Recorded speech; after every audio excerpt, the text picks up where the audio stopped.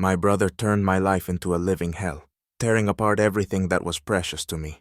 He thought he was smarter than everyone else, while I stood back silently gathering evidence. Now he works for me, for pennies and under constant surveillance. How did he end up here? Well, that's a story. My name is Alex, I'm 27, and it feels like my life started spiraling downhill when my own brother Dan decided my business would look good on him. Yeah, he literally stole it from me, with the support of my father, no less. And no, this wasn't some random set of circumstances. It was a cunning plan that, as it turns out, my father was also in on. Let's just say there's no shortage of family drama here. Betrayal, greed, and of course, a healthy dose of hypocrisy. When I was building this business from scratch, no one was more important to me than my father.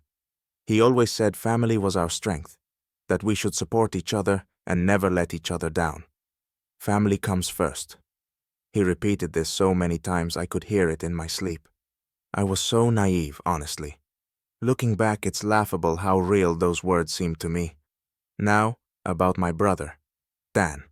While I was sweating over my business, this guy was finding himself.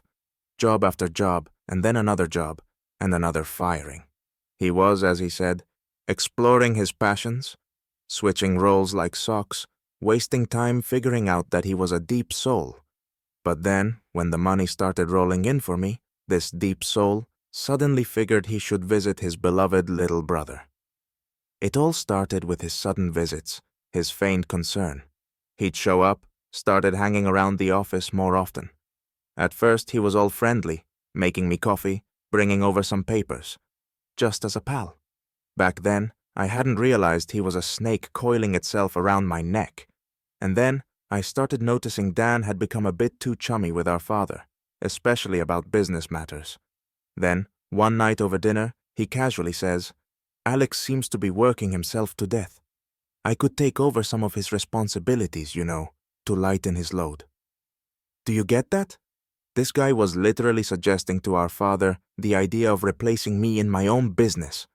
At first, I thought it was a joke, but when my father seriously nodded and muttered something like, "Yeah, it might be good if you help your brother out," I felt a chill run down my spine.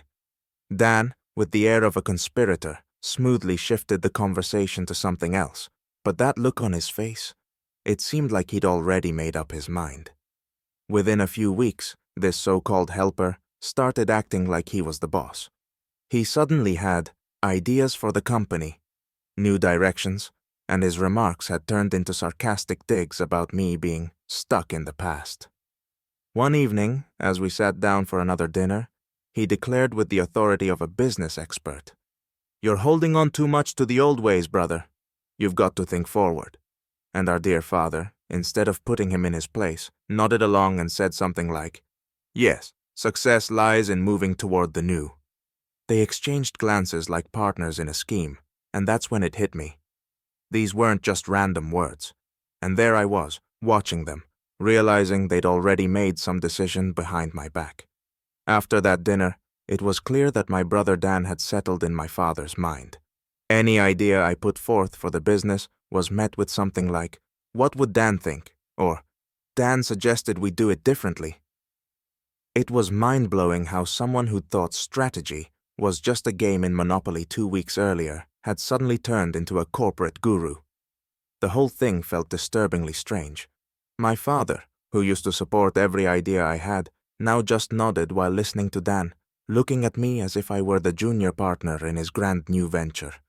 I could feel the ground slipping out from under me, but I tried not to show it. But when I caught Dan rummaging through my documents, my mask of calm finally cracked.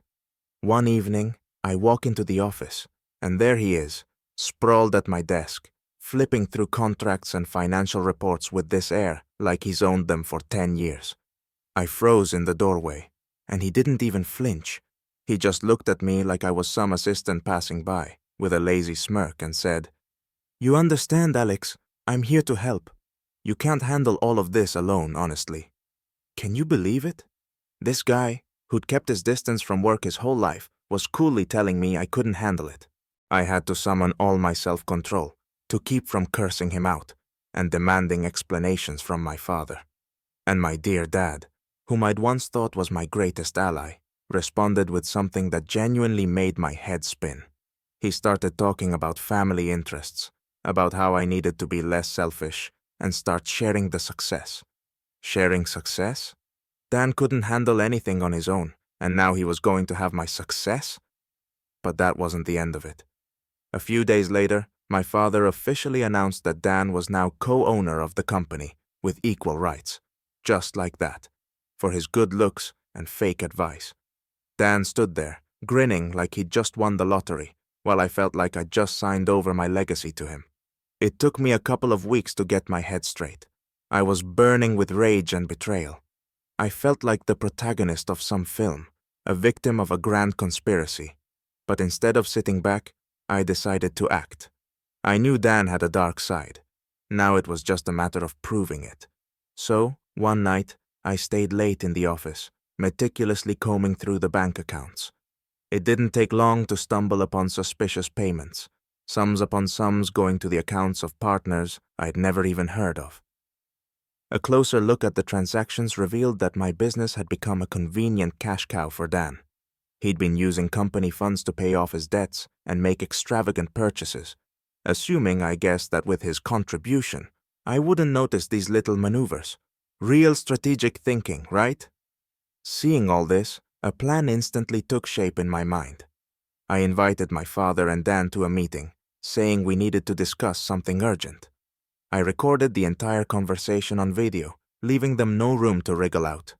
My father sat with a serious look, while Dan, as usual, smiled as if he'd just signed another $1 million contract. As soon as we sat down, I laid out all the documents in front of them. Dan's face froze. He tried to joke it off, saying it was all part of his financial strategy, but the evidence was undeniable. I waited in silence until he had nothing left to say. My father's face moved between me and him in total shock as Dan finally admitted he'd borrowed the company's money for his personal needs. My father was dumbfounded.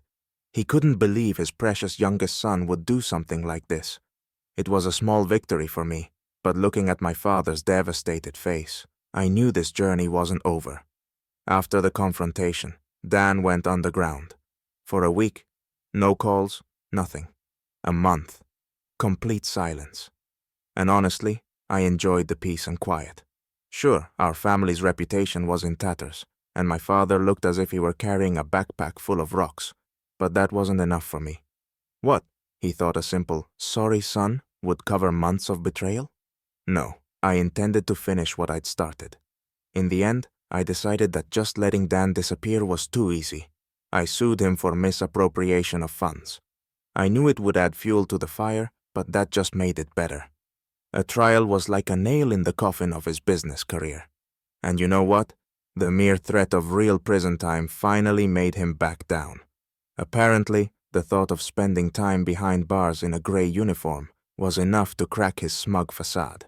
Dan agreed to a deal. He forfeited all rights to the company and handed over his shares. How's that for karma, little brother? Months passed and ironically, or hilariously depending on your view, Dan ended up out on the street, job hunting. His grand strategy had led him nowhere. And guess where he showed up, asking for work? That's right, at my company. He approached me like a guilty schoolboy, lost and suddenly aware of his mistakes. "Are you serious, Dan?" I asked him. He mumbled something about being willing to work as a janitor, if need be. I could practically hear the fireworks of sarcasm going off in my mind. The guy who thought he'd be king was now begging for any job just to get by. Shocked? That's putting it mildly. But you know what? I agreed. Why not? Let him work. But under my conditions.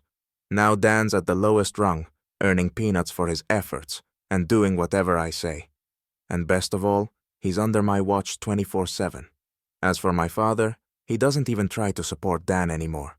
It seems he's finally seen who his beloved youngest son truly is.